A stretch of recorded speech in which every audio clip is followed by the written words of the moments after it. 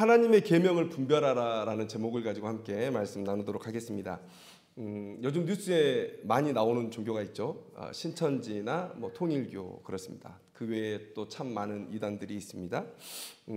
그 만들어진 종교 안에서 또 처음과 끝이 뻔히 보이는 인간 앞에서 구원이나 상급이 없는 헛된 수고로 살아가는 사람들이 있습니다. 안타까운 현실이죠. 그런데 이 똑같은 질문을 우리 스스로에게 던진다면 우리는 뭐라고 얘기할 수 있을까? 어떤 것이 여러분들의 선택을 옳았다라고 증명해 줄 것 같습니까? 또 어떤 것이 여러분들이 하는 수고가 헛되지 않다고 보증해 줄 것 같습니까? 또 어떤 것이 여러분들에게 하늘 소망이 있는 진정한 복된 자임을 또 증명해 줄 거라고 생각하십니까? 오늘은 우리의 신앙의 근간에 대해서 한번 얘기해 보려고 해요. 연역적으로 먼저 답을 여러분들에게 말씀드리면 이런 것이죠. 하나님의 계명을 따라 사는 삶이 옳은 삶이고 헛되지 않은 의미 있는 삶이고 또 복된 삶이 되는 것이다. 오늘 이 얘기를 좀 나눠보려고 해요. 그것은 내가 어떤 모양으로 믿고 있느냐의 문제가 아닙니다. 여러분, 외교는 신앙하는 사람들의 모양이 거의 비슷합니다. 신천지를 믿는 사람들, 또 통일교를 믿는 사람들, 또 우리 기독교를 믿는 사람들 외양은 비슷할 거예요. 예배하고 또 전도하고 또 사랑하고 대부분 비슷할 것입니다. 통일교가 우리보다 더 사랑을 열심히 얘기하는 것 같아요. 또 통일을 얘기하면서 그런 것 같습니다. 그런데 우리는 그 믿음이 진짜가 아니라고 확신 있게 얘기할 수 있어요. 또 우리의 삶이 헛되지 않다. 하나님 앞에 의미가 있다. 하나님께서 기뻐하시는 삶이다라고 말할 수 있는 것은 뭡니까? 하나님의 말씀을 따라 우리가 살고 있기 때문에 그렇습니다. 오늘 본문은 지금 이 시대에도 비일비재하게 일어나는 하나님의 계명과 사람의 계명 사이의 충돌을 얘기하려고 합니다. 또 이 충돌하는 와중에, 이 혼란한 와중에 망하는 책임이 우리에게 있음을 또 얘기하시는 또 예수님의 음성을 들을 수 있습니다. 여러분, 오늘 본문을 보면 예수님께서 갈릴리 북부에서 사역하시는 그런 장면이 나옵니다. 예수님의 사역의 형태가 그러했어요. 갈릴리 호숫가 주변 그 북부 지역을 중심으로 사역을 하시다가 이제 절기가 되면 남쪽 예루살렘으로 내려오시는 그런 과정들이 반복되는 그런 사역들을 하셨습니다. 그래서 북부에서 예수를 쫓는 사람들이 많아진다라는 얘기를 아마 남쪽 예루살렘에도 들렸겠죠. 그래서 그 종교 지도자들이 이제 불편한 마음을 갖게 됩니다. 그래서 오늘 본문을 보면 바리새인과 서기관들을 보냈다라고 얘기해요. 아마도 제사장과 그 무리들이 파송한 것으로 보여집니다. 이들의 주장은 뻔하겠죠. 뭡니까? 너희는 왜 우리 신앙의 전통을 따르지 않느냐라는 거예요. 더 정확히 말하면 왜 너는 우리의 권위를 따르지 않느냐. 그래서 그들이 말합니다. 2절 말씀에 당신의 제자들이 어찌하여 장로들의 전통을 범하나이까? 떡 먹을 때에 손을 씻지 아니하나이다. 이렇게 얘기해요. 그런데 예수님의 답은 뭡니까? 대답하여 이르시되 너희는 어찌하여 너희의 전통으로 하나님의 계명을 범하느냐. 그러니까 예수님께서 하시는 말씀은 뭡니까? 사람의 계명이 중하냐 하나님의 계명이 중하냐라는 것을 우리에게 얘기하고 있어요. 여러분, 하나님을 믿는 사람이라면 누구나 다 하나님의 계명이 중요하죠라고 얘기할 거예요. 그런데 문제는 그걸 모른다는 데 있죠. 왜 모르는지는 몰라요. 진짜 무지 때문에 무지한 건지 아니면 탐욕 때문에 눈이 가리워져서 무지한 건지 그 원인들은 다르겠지만 아무튼 그들이 그걸 모르고 있다는 거예요. 그들이 사람의 계명, 오늘 본문 9절 말씀을 보면 예수님께서 명확히 말씀하시죠. 사람의 계명으로, 그러니까 사람이 만든 계명을 마치 하나님이 주신 계명이라고 여기고 따르는 거예요. 그러니까 예수님 앞에 와서 당당하게 왜 장로들의 전통을 따르지 않느냐라고 얘기하는 거죠. 그것은 무슨 얘기입니까? 그 장로들의 전통이 하나님이 주신 율법이라는 확신이 있기 때문에 이렇게 얘기하는 거예요. 당당하게 얘기하는 거예요. 그런데 오늘 본문을 보면 왜 당신의 제자들은 식사하기 전에 손을 씻지 않습니까? 라고 묻죠. 그런데 이런 계명은 없습니다. 성경에 이런 계명은 없어요. 자, 물론 씻으라는 계명은 있습니다. 손을 씻으라는 계명은 있어요. 그 언제입니까? 시체를 만졌거나 아니면 유출병 걸린 여인을 만졌을 때 그 부정이 옮기 때문에 손을 씻으라고 명령하고 계세요. 그리고 제사장들이 회막에 들어갈 때나 제단에 나아갈 때는 손을 씻으라고 얘기하고 있어요. 이게 손을 씻으라는 율법을 주신 하나님의 전부예요. 밥 먹기 전마다 하루에 3번씩 꼭 손을 씻어라, 이런 율법은 없다는 거예요. 물론 부정은 전염되기 때문에, 또 접촉을 통해서 전염되기 때문에 내가 개인적으로 하나님께 거룩해야지라는 그런 경건한 마음, 그런 열심을 품고 스스로가 조심할 수 있어요. 내가 혹시라도 누가 뭘 만지고 누가 뭘 만져서 내가 그걸 만져서 내가 부정하진 않았을까? 내가 더 하나님께 거룩해야지 라는 마음으로 자기 개인적으로 손을 씻을 수는 있어요. 아니면 다른 사람들에게 그 정도의 권면을 할 수는 있어요. 그런데 이게 하나님의 율법은 아니잖아요. 그런데 이들이 지금 이 장로들의 전통, 사람이 만든 계명을 가지고 왜 당신의 제자들은 하나님을 따르지 않느냐, 이런 뉘앙스로 얘기하고 있다는 것은 이들이 이미 사람이 만든 이 계명을 하나님이 주신 것으로 착각하고 살아가고 있다는 거예요. 여러분, 그때 예수님께서 뭐라고 얘기하십니까? 너희는 왜 제5계명, 하나님께서 주심이 명백한 10계명 중에 제5계명은 너희들 그렇게 쉽게 범하면서 왜 너희들이 만든 전통에는 그렇게 집착하느냐라고 얘기하세요. 하나님이 주신 계명이 먼저냐, 사람의 계명이 먼저냐를 지금 묻고 계신 거예요. 여러분, 10계명의 모든 말씀이 다 중요합니다. 다 중요한데 그 앞에 1계명부터 4계명까지는 수직적 계명이에요. 하나님과 사람 사이에 지켜야 할 도리에 대해서 말씀해 주고 계세요. 그리고 5계명부터 10계명까지 6가지의 계명은 수평적 계명이에요. 사람과 사람 사이에 어떻게 하면 하나님의 성품을 드러내느냐, 이것에 대해서 우리에게 주신 말씀이에요. 그러면 제5계명은 뭡니까?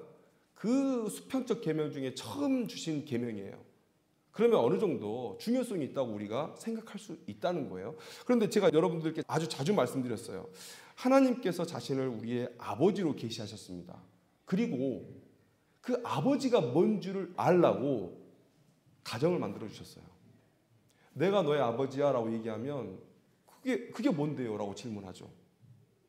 그러니까 가정을 만드셔서 하나님이 너희를 아버지로서 사랑함이 어떤 것인지 너희들이 맛이라도 봐야 내 사랑을 기억하지 않겠니?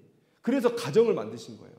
하나님께서 자신을 인간들의 아버지가 되기로 작정하시고 그 실물 교훈을 위해서 가정이라는 것을 만들어 두셨단 말이에요. 그러면 여러분, 부모가 자녀를 사랑하고 자녀가 부모를 공경하는 것은 하나님과 사람 사이에 마땅히 있어야 될 도리를 배우는, 가르치는 귀한 기회가 되겠죠. 가정이 그래도 중요해요. 어떤 학대당한 여성분의 이런 얘기를 들은 적이 있어요. 자기는 하나님을 하나님이라고 부르는데 아버지라고는 못 부르겠다는 거예요.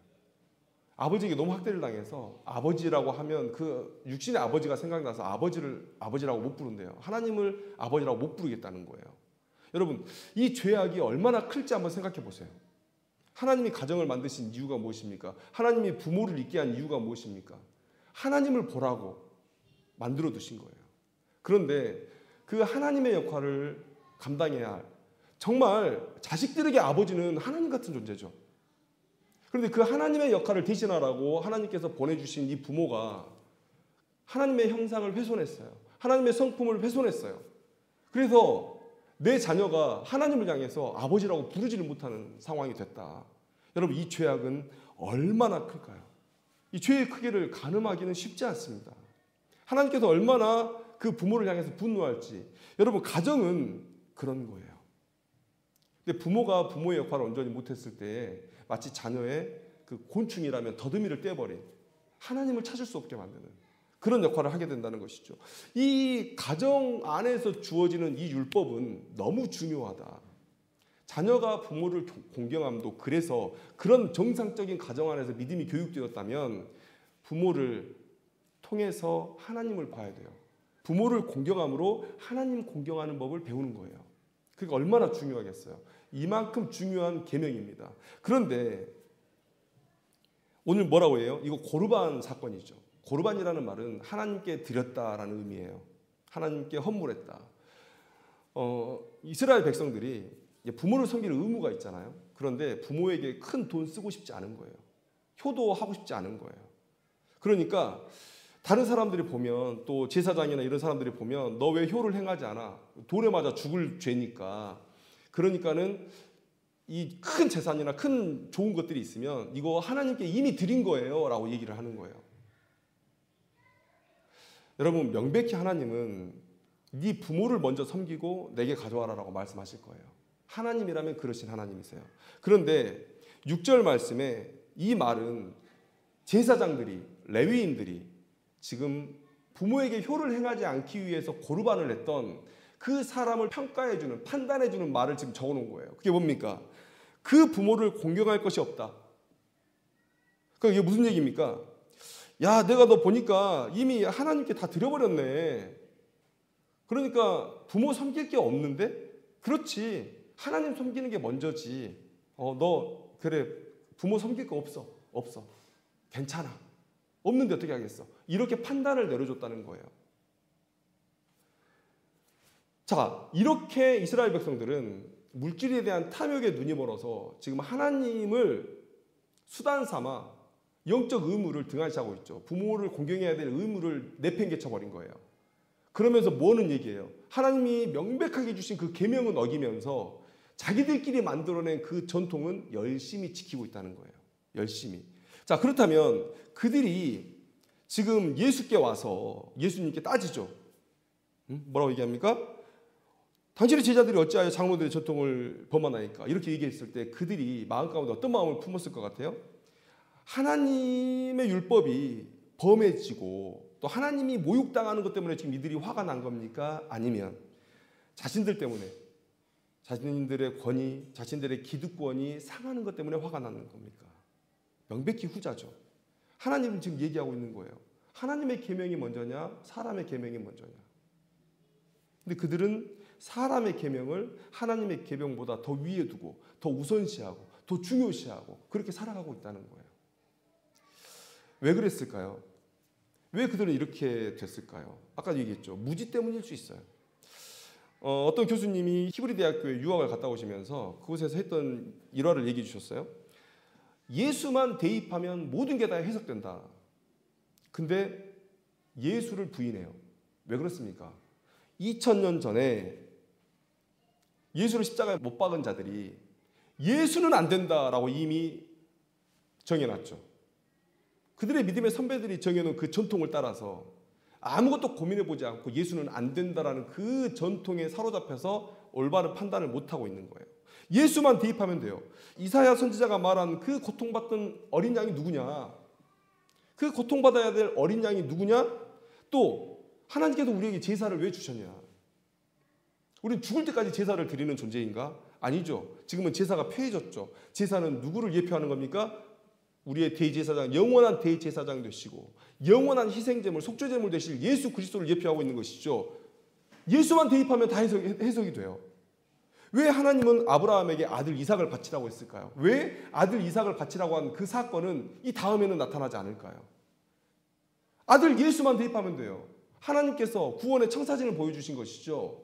예수를, 내 아들 예수를 죽일 거야. 아브라함의 아들을 죽이는 것으로 그것들 우리에게 구원의 청사진을 보여주신 것이죠. 왜 부정과 정결의 계명이 신약에 와서 사라졌을까요? 지금도 우리는 돼지고기를 먹으면 안 되나요? 피를 먹으면 안 되나요? 왜 주셨는지 하나님의 거룩과 우리의 죄성을 부각하시고 타민족과 구별됨을 요청하시고 하나님의 구원의 필요성을 알게 하시고 그래서 예수를 고대하게 하는 것, 이것이 우리에게 정결법을 주신 목적이죠. 그런데 왜 예수만 빼고 얘기합니까? 왜 예수만 빼고 얘기합니까? 2000년 동안 그들이 가져왔던 전통이에요. 거기에 갇혀서 아무것도 생각하지 못해요. 그래서 그 교수님이 이러이러하게 이거 예수 신약을 봐봐. 그래서 다 설명을 해줬다는 거예요. 근데 사람들이 놀래요. 이게 이 말씀이었어? 이게 이렇게 풀리는 거야? 모르겠습니다. 그들이 유대인들 안에서 예수를 영접하는 메시아닉 주가 됐을지는 모르겠어요. 결과는 모르겠어요. 그런데 그들이 아주 신선한 충격은 받았어요. 이 예수에 대해서 알아볼 마음은 품게 됐죠. 왜 예수는 안 됩니까? 2000년이 지난 지금도 여전히 유대인들은 2000년 전에 그 장로들의 전통에 사로잡혀서 하나님이 주신 그 예수 그리스도 구원의 길을 지금 저버리고 있는 거죠. 그래서 뭐 하고 있습니까? 지금 2000년 전에 끝났어야 할 죽고 죽이는 전쟁이 지금도 계속되고 있어요. 장로들의 전통에 사로잡혀 있기 때문에 하나님은 구약 성경에 온 인류의 구원을 원하신다는 말씀을 계속 써놓으셨어요. 그런데 아브라함을 택하시고 이스라엘을 택하신 이유는 그들을 매개로 온 인류의 구원을 이루기 위하심이에요. 그래서 구약 시대에도 하나님을 믿겠다고 나아온 이방인들을 내치지 않으셨어요.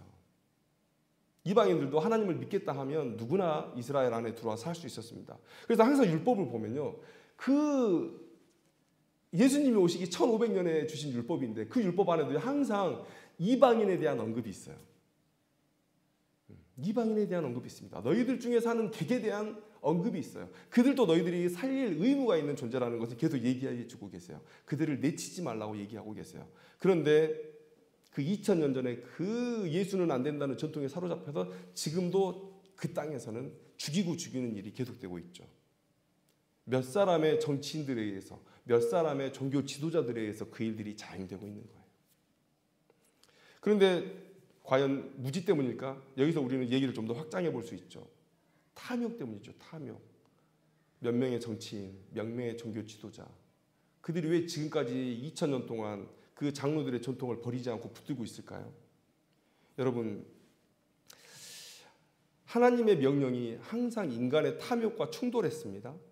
그런데 그 충돌할 때 하나님의 명령을 더 우선시하고 중요시하고 그 하나님의 명령에 순종을 했어야 됐죠.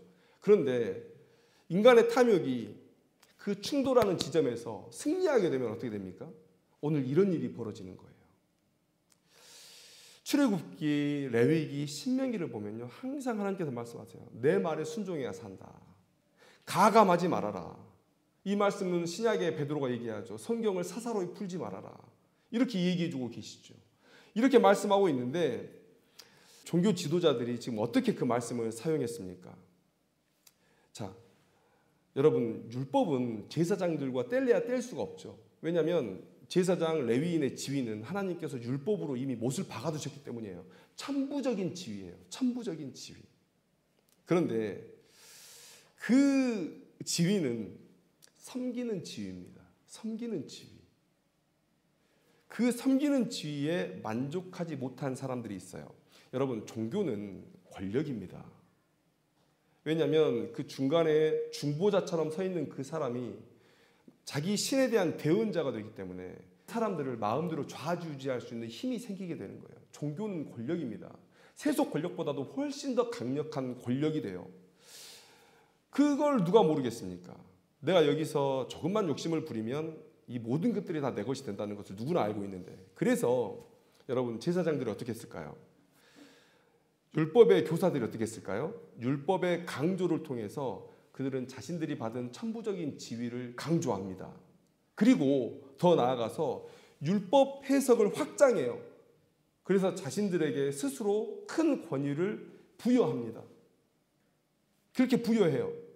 자신들의 입맛에 맞다면, 자신들의 탐욕과 일치한다면 누군가의 율법 해석이 아무런 비판적인 사고 없이 바로 전통이 돼요.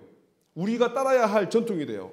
장로들이 지나가면서 했던 신앙 조언 하나도 자신들의 요구와 자신들의 탐욕과 일치하면 그것은 자신들이 따라야 할 장로들의 전통이 됩니다. 심지어 한 개인의 견해도 그들이 요구에 부합만 하면 자신들이 지켜야 될 전통이 돼요. 오늘 손을 씻는 문제도 바로 그 문제예요. 손을 씻으라는 말이 뭐가 나빠요? 혹시라도 내가 부정을 범했을 수 있으니까, 부정과 접촉할 수 있으니까 내가 씻어야지. 이 마음이 뭐가 나빠요? 뭐가 나쁩니까? 이게 공동체의 규범이 됐을 때 나쁜 거예요. 이게 하나님의 율법으로 둔갑했을 때 나쁜 거예요. 왜 그렇습니까? 밥을 먹기 전에 하루에 3번씩 이 전통은 사람들을 그 권위 아래 복종시킬 거예요.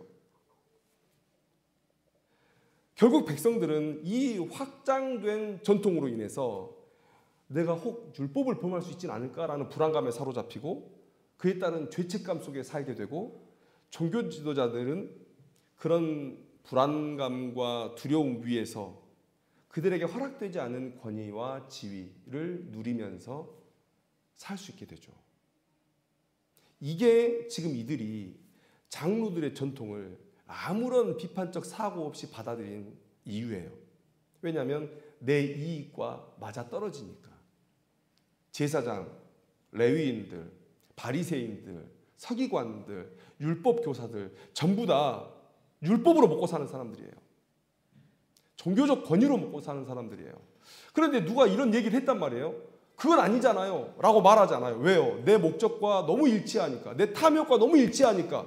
저 말이 내 권위를 그냥 가만히 있어도 높여주는 거예요. 야, 그게 뭐가 나쁜 말이야? 혹시 부정을 접했을 수 있으니까 소시스라는 말이 뭐가 나쁜 말이야? 처음에 그 말을 했던 사람은 선한 의도로 그 말을 했을 수 있어요. 그 첫 말을 했던 그 사람의 선한 의도조차 폄훼하는 것 아닙니다. 그런데 그게 이용되는 거예요. 제가 그래도 예로 들은 부분들이 있잖아요. 목사들이 항상 섬김을 받죠. 그런데 목사들이 스스로 자기 입으로 얘기를 해요. 목사에게는 가장 좋은 것을 드려야지. 예전에 복음 때문에 고난받아서 일제시대에 목회자와 접촉하지 못하게, 그래서 지나가면서 쌀 한 줌 집어 던져주고 가고, 혹시 목사님 굶어 죽으실까 봐 일제 순사한테 감시당하면서. 그런데 그런 자유함이 생기고 그런 믿음 때문에 고난받았던 그 귀한 목사님이, 사례도 없이 고생하는 그 목사님이 너무 귀하니까, 그래서 성경 말씀대로 처음 난 과일을 하나님께 드리듯이 그렇게 목사님께 갖다 드렸던 전통이 남아있던 거예요. 근데 그걸 아무런 복음을 위해 수고도 하지 않는 목회자들이 그냥 얘기를 한다면, 처음에 그렇게 드렸던 성도들의 마음이 악한 겁니까? 아니죠. 그들의 선한 의도는 우리가 알 수 있죠. 근데 그걸 악용하는 사람들이 항상 생겨요. 왜요? 그런 행위가 지금의 내 탐욕과 정확하게 일치하거든요. 그래서 얘기하잖아요. 가장 좋은 것을 드려야지. 첫 번째 걸 드려야지. 상석에 앉아야지.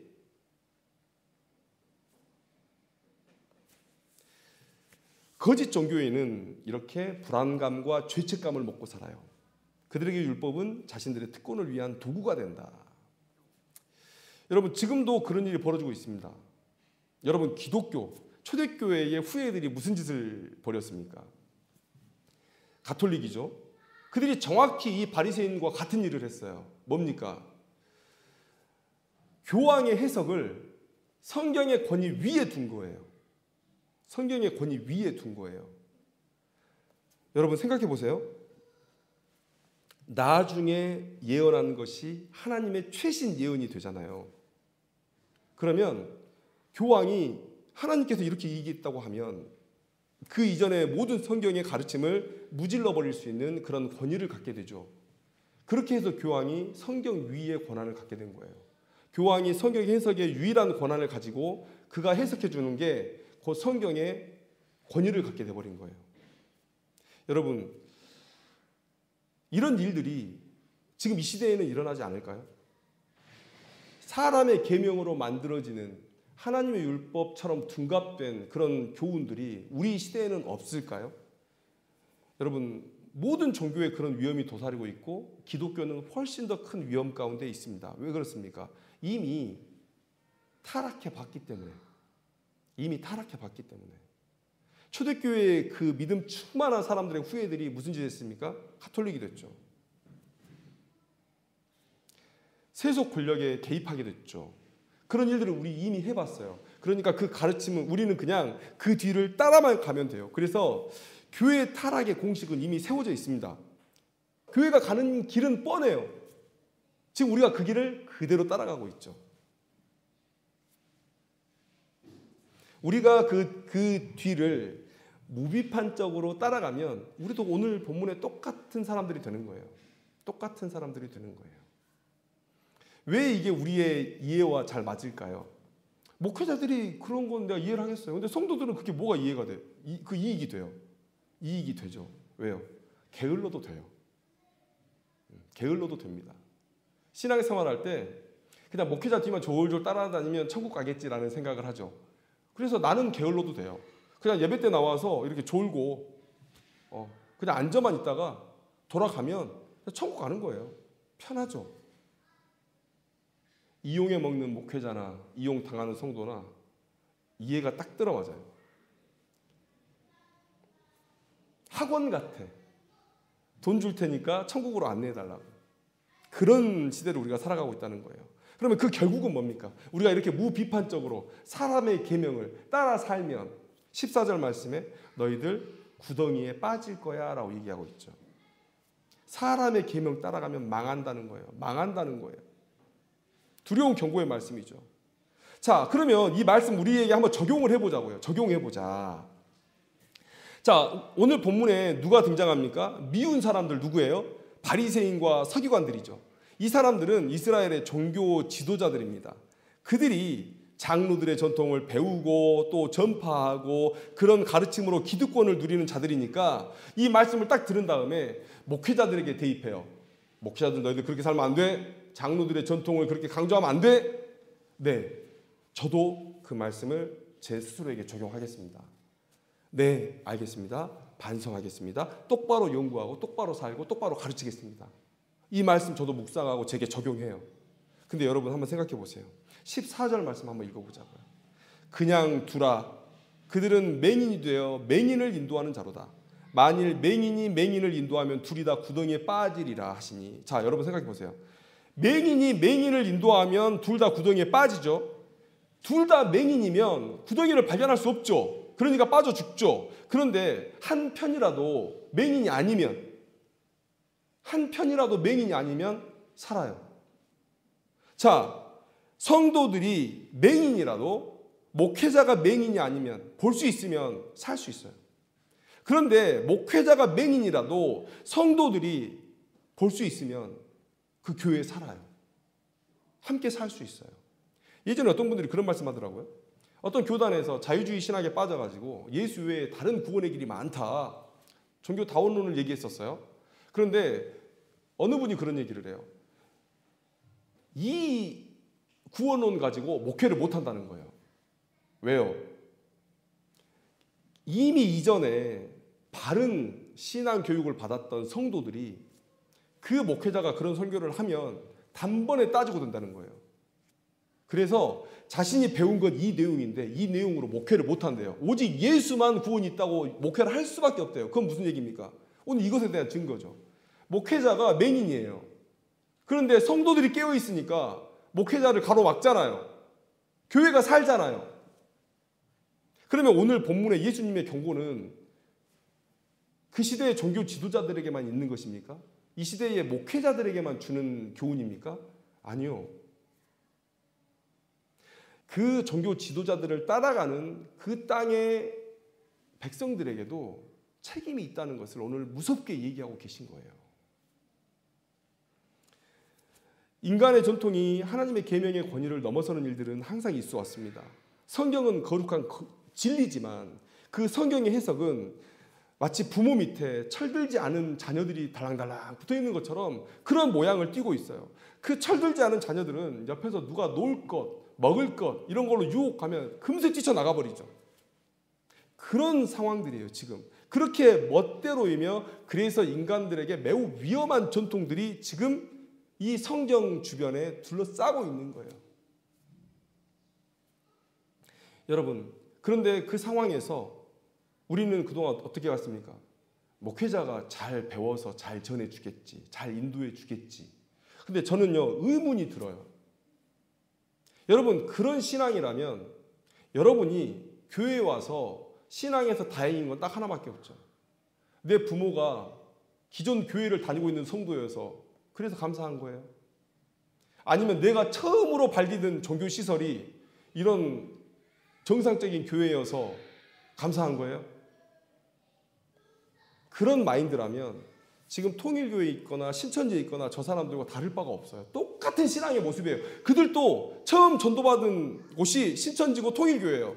그들도 똑같은 종교적인 열심으로 신앙하고 있고 전도하고 있어요. 그들도 그게 구원이라고 알아요. 그들의 말씀에 비춰볼 때 그것도 그 사람들도 그게 진리라고 믿고 따라가고 있는 거예요. 그 정도의 수준이라면 여러분 우리는 신천지 통일교 신자들과 다를 바가 아무도 없어요. 아무것도 없어요.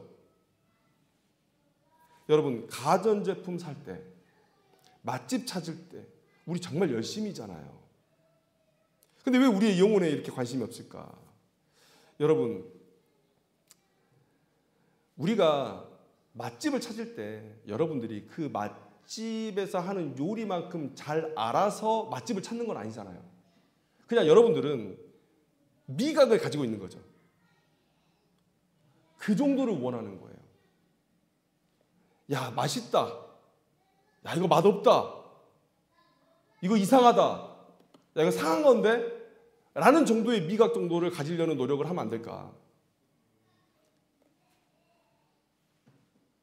그냥 아무 말이나 던져도 아멘 아멘 하는 그런 신앙은 아니어야 되지 않겠는가? 진리를 분별할 정도의 영적 감각. 저 목회자가 자기의 유익을 위해서 저렇게 얘기를 하는 건지 아니면 나의 영혼을 위해서 그렇게 얘기를 하는 건지 그 정도를 분별할 수 있는 영적 감각. 그 정도의 영적 감각을 갖는 것이 우리에게 그렇게 어려운 일인가? 그 정도의 관심을 두는 일이 그렇게 어려운 일인가? 라는 거예요. 우리가 만약에 통일교에 먼저 전도됐어도 신천지에 먼저 전도됐어도 우리가 이러한 영적으로 깨어있음을 가지고 산다면 우리는 다시 이 진리 앞에 설 수 있습니다. 그래서 그들과 우리가 다른 거예요. 그런데 만약에 이런 고민이 없이 그냥 내가 처음 밟은 곳이 여기니까 내가 처음 가진 신앙이 이거니까 그냥 믿어야지 뭐 이런 생각이라면 여러분 그들과 여러분이 다를 게 하나도 없다는 거예요. 그냥 운이 좋았다. 성경적으로 말하면 그냥 완전한 하나님의 은혜. 여러분 오늘 본문은 우리에게 뭘 얘기해 주고 계십니까? 자신의 망함에 대해서 핑계를 대지 말라는 거예요. 여러분 손에 쥐어 있는 게 무엇입니까? 성경 말씀이죠. 당신 안에 누가 계십니까? 그 성경 교사, 그 성경을 쓰신 성령 하나님께서 여러분들 안에 계세요. 하나님은 자신을 계시하시는 분이죠. 자신을 드러내기를 원하시는 분이 왜 자기를 찾는 자들에게 자기를 숨기시겠어요? 성경을 배우고 싶습니다. 성경을 알고 싶습니다. 하나님의 그 율법의 본질로 다가가겠습니다. 라고 여러분들이 기도할 때 하나님은 반드시 깨우쳐 주실 거예요. 여러 가지 방법들을 통해서 깨우쳐 주실 거예요. 여러분, 모세의 때에는 모세만 하나님의 말씀을 받았으니까 모세만 믿고 따라간 거예요. 하나님께서 그 시대를 그렇게 쓰신 거예요. 그런데 모세 이후에 제사장과 레위인들에게 그 권한이 전가됐을 때 이제 인간의 탐욕이 그 안에 자리 잡기 시작한 거죠. 그래서 하나님께서는 특별히 선지자들을 보내셔서 그 위기의 때에 제사장과 레위인이 깨어있지 못한 그때에 이 선지자들을 통해서 그 이스라엘 백성들을 깨우기를 원했는데 그런데 그마저도 거짓 선지자들이 나와서 이스라엘 백성들을 미혹했죠. 여러분 이 시대에 하나님은 목회자나 성경학자에게 말씀하시겠죠. 그런데 100%의 목사들이 100%의 순도로 그 일을 해내고 있을까요? 어느 대형교회 목사님이 그러더라고요. 예수 안 믿는 목사들이 많다는 거예요. 이 시대에 여러분들은 그저 따라가는 것에 만족하는 신앙으로 그렇게 살아야 되는가? 여러분, 목사는 여러분들보다 10배, 100배, 1000배 더 무거운 책임을 질 겁니다. 그건 확실해요. 하나님께서 이 목회자들을 절대 가만두지 않을 거예요. 성도들을 실족시킨 목회자들, 그리고 이 말씀을 이용해서 자신의 어떤 이익 추구의 수단을 삼는 자들, 하나님께서 1000배, 만배, 억배 징계하셔야 돼요. 저는 그래야 된다고 봐요. 우리가 그렇게 수고할 겁니다. 그런데 여러분도 수고해야 돼요. 여러분도 목회자만큼 성경의 전문가가 될 수는 없겠지만 영각, 그 영적 감각은 가지고 야 이거 상했다, 야 이거 맛없다, 야 이거 진짜다 라는 걸 분별할 수 있는 수준은 돼야 된다는 거죠. 여러분들이 그 수준이 되면 여러분들의 영혼을 지킬 수 있습니다. 교회를 지킬 수 있습니다. 옆에 있는 지체들을 지킬 수 있습니다. 망해가는 사람들 그냥 볼 거예요. 구덩이에 빠질 사람들이 그냥 볼 거예요. 같이 손잡고 맹인이 인도하는 대로 따라갈 거예요. 여러분 8절 9절 말씀 다시 한번 보겠습니다.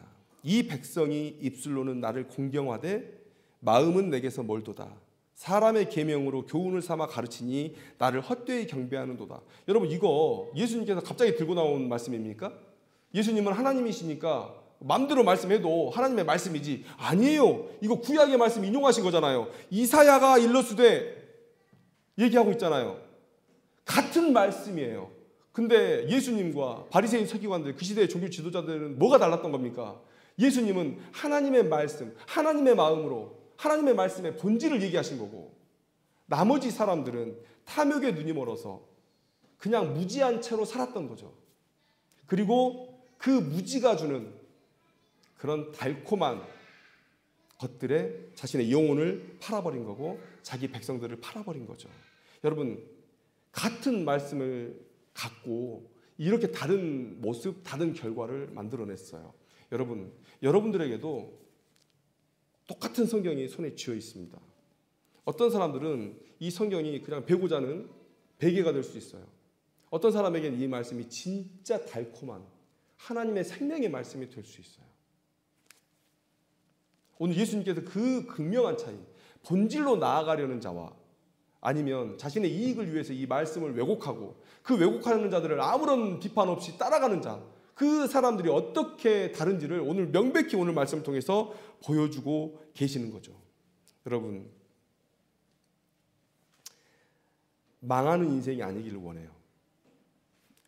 헛소리, 사람의 계명이 난무하는 이 시대에 하나님의 계명을 제대로 분별해서 망이 아닌 흥으로 나아가는 여러분들의 인생이 되기를 주님의 이름으로 축원합니다. 기도하겠습니다.